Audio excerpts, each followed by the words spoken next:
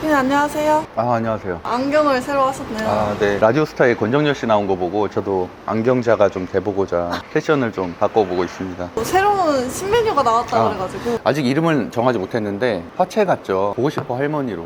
할머니가 어렸을 때 화채를 많이 해주셔서 생각 중입니다.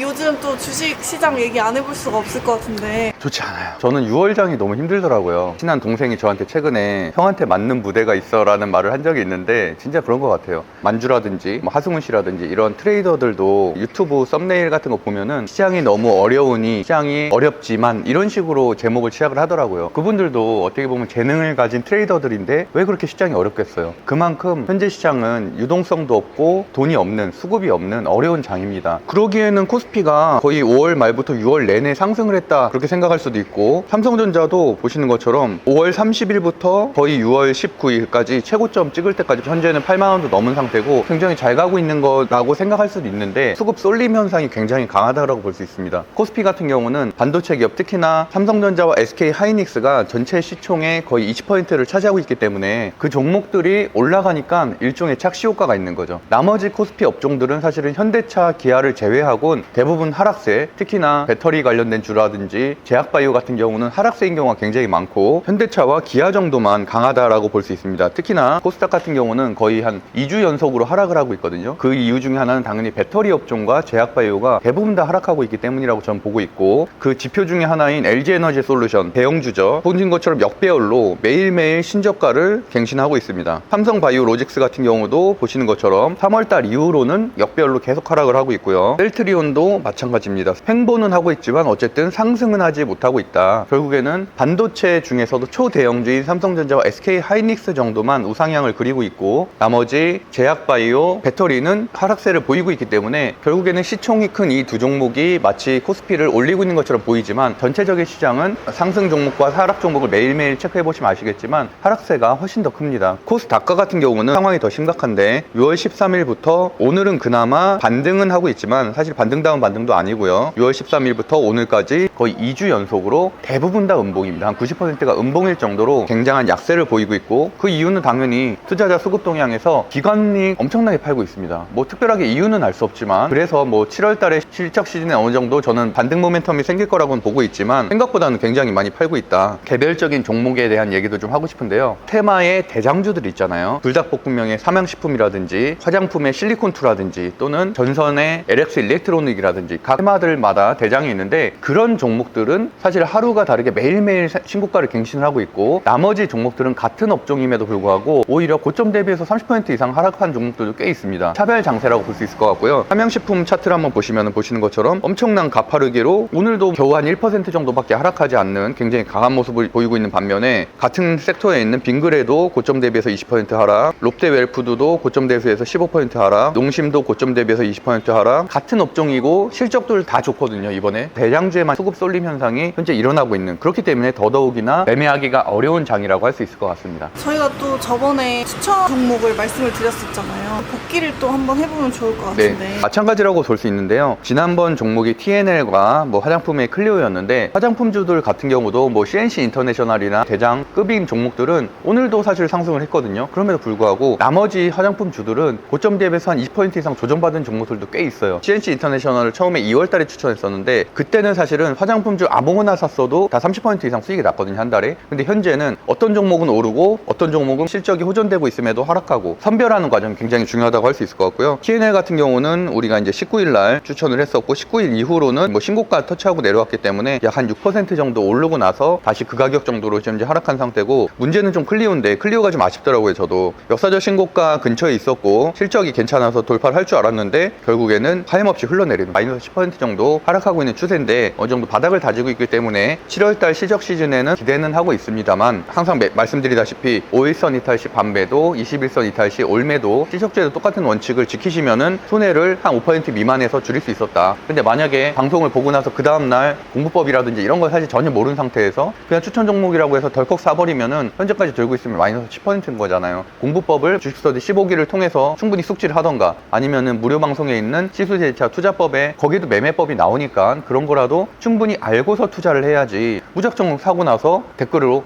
이거 뭐 물렸는데 어떻게 해요? 라고 하면은 그것만큼 사실은 무책임한 댓글이 없다고 저는 생각을 하고 있고요. 댓글들 중에서 데브시스터즈 같은 종목들도 있거든요. 그 당시에 추천한 이후에 한 15% 정도 하락은 했지만 결국에는 이번에 26%짜리 장대 양봉이 나오면서 들고 있었으면 뭐 무조건 수익이 날 수 있을 만한 구간이었고요. 그런 종목들이 상당히 많습니다. 추천하는 종목들이 100% 오르는 건 아니지만 그래도 항상 70% 이상의 확률로는 한 달, 두 달 내에는 고점을 돌파를 했었기 때문에 특히나 저는 요새 실적주를 중심으로 추천을 하고 있잖아요. 실적주를 조금씩 모아가는 전략을 하면은 충분히 괜찮을 것 같고요. 오늘 같은 경우는 대한해운이 좀 많이 올랐는데 추천한 지 얼마 안 되시지 않았나요? 이번 주 화요일 종가 종목이었죠. 화요일 종가나 수요일 날 아침에 샀었으면은 약 한 20% 정도 수익이 나는, 현재 한 22% 정도 상승 중이거든요. 6월 25일 윗꼬리가 크게 달린 날에 종가 추천을 했었고 그 다음 날에도 보합, 만약에 27일 날 마이너스 3%로 손절을 했었으면은 오늘의 24% 상승을 전혀 수익을 못 내고 손가락만 빨고 있겠죠. 제가 사실 대한해운을 선정했었던 이유도 상하이 운임지수 상승이라든지 수급이 엄청나게 많이 들어왔거든요. 최근에 분할 매수로 모아갔으면은 최소한 오늘 22%는 아니더라도 5%에서 10% 사이는 무난하게 수익을 낼 수 있었고, 애매하게 그냥 손절을 했었으면은 또 손해를 보는. 같은 방송을 봐도 수익률이 다 다른 것 같은데 이것을 수 완화할 수 있을 만한 뭔가가 없을까?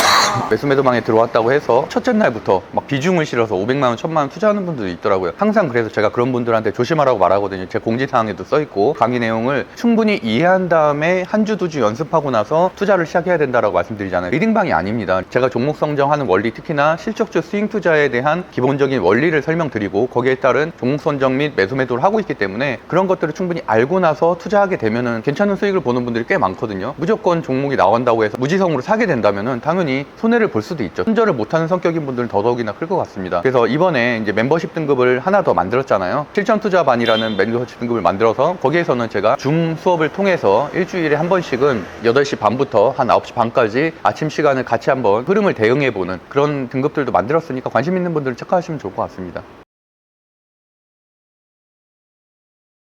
오늘도 추천 종목을 또 말씀을 해주시는지. 네, 7월 첫 번째 주가 삼성전자 잠정 실적 발표가 시작됨으로써 실적 시즌이 시작이 되거든요. 7월 달에 대비할 만한 실적주 두 종목으로 가져왔고요. 업종은 조선주와 디스플레이 업종 두 가지를 가져왔습니다. 사실은 반도체나 배터리만큼 주도주 업종이 될 수 없는 하위 업종이긴 하지만 그럼에도 불구하고 조선 같은 경우는 슈퍼사이클에 대한 기대감이 있고 디스플레이도 뭐 LG 디스플레이를 비롯해서 하반기에는 실적이 좋아진다는 수출입 동향들이 많거든요. 그래서 그런 것들을 근거로 선정을 했었고, LCD 한국조선해양과 같은 경우는 투자자 수급 동향을 봐도 1개월 누적이 외국인 100만 주 정도 수급 상황이 상당히 좋은 편이고요. 재무제표를 보면은 22년도에 17조 3,020억 원, 23년도에 21조 2,962억 원, 24년도 추정치가 24조 3,225억 원. 더 중요한 건 영업이익률인데 영업이익률이 22년도에는 마이너스 3,556억이었다가 23년도에는 흑자 전환해서 2,823억 원이었는데 이번 연도에는 무려 1조 478억 원입니다. 영업이익이 대폭 개선되기 때문에 이제 그런 이유로 선정을 했었고, 영업이익률도 1%대에서 4%대로 대폭 상승을 했습니다. 현재 차트는 3월달 대비해서는 약 한 30% 정도 오른 상황이긴 하고 대형주임을 감안해도 추가적인 상승 여력이 있다라고 보고 있고, 21년도 5월 11일에 16만 3,500원을 돌파하게 되면은 추가적으로 5% 이상의 시세가 나올 수 있을 것이라고 보고 있어서 선정을 했습니다. 두 번째로는 아바텍이라는 종목인데요. 디스플레이 종목이고 시총은 2,511억 원대고, 특이한 게 LG 디스플레이가 3대 주주입니다. 투자자 수급 동향을 봐도 1개월 누적 순매수가 4만 주, 5만 9천 주로 어느 정도 수급이 좀 증가하고 있는 추세고, 재무제표에 보시면은 22년도에 732억 원, 23년도에 758억 원, 24년도 추정치가 1,024억 원, 영업이익은 22년도에 마이너스 54억 원, 23년도에 22억 원으로 흑자 전환을 했고 24년도 추정치가 157억 원입니다. 전년도가 22억 원인데 올해가 157억 원으로 거의 한 600% 정도 영업이익이 증가하는 실적주 밸류에이션이 있기 때문에 저는 선정을 했었고, 6개월 정도 있었던 박스권을 돌파하면서 어느 정도 좀 급등이 나오고 어제 매수 매도망이 종가 종목이었고, 그래서 오늘 아침에는 저는 한 2% 정도 매도를 했지만 종가쯤에 다시 한번 매수하려고 좀 기다리고 있습니다. 실적 시즌이 시작되게 되면은 실적에 대한 리포트들도 나오게 되고 충분히 차트를 만들어 놓은 종목들 중에서 실적 발표가 나게 되면 그 모멘텀으로 인해서 급등하는 경우가 있기 때문에 그런 종목들 중심으로 좀 보시면 될 것 같고, 금투세 폐지라든지 큰 재료가 생기게 된다면 당연히 1900, 3000까지도 보고 있지만 금투세 이슈가 해결되지 않는다면 결국에는 2800 이하로 떨어질 가능성이 있다고 생각하기 때문에 공부가 좀 필요한 시장이다 라고 생각하고 있습니다.